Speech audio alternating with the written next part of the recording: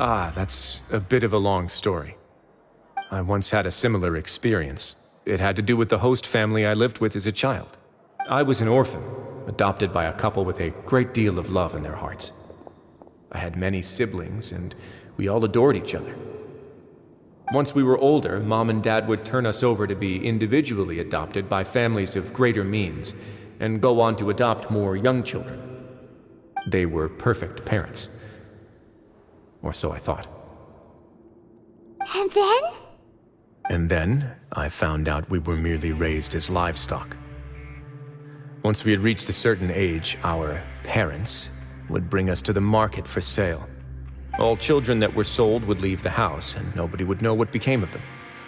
As for those who didn't sell, they were merely disposed of. Did you know I once considered myself an extremely lucky child? And all of my friends, all of my siblings, they all felt this way as well. I was also not the first to find out about the truth. All those who found out before me were simply added to the disposal pile. I could never shake the feeling of irony every time I juxtaposed their tragic ends against our parents' adoring smiles.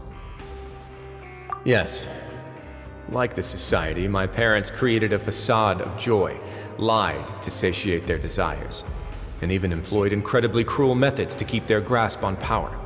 They did all of that, but never considered how their actions would utterly ruin all the children they took under their wing.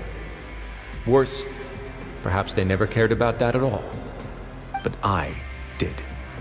So in the end, I killed them and set all of the remaining children free. I was convicted for my crimes and exiled to the fortress of Meripede. My methods were extreme, yes. But I was still a teenager at the time. I'd been betrayed by those I trusted most, and I didn't think that more moderate ways would solve the problem. My doubt and helpless anger pushed me forward until I got what I deserved. It's all right.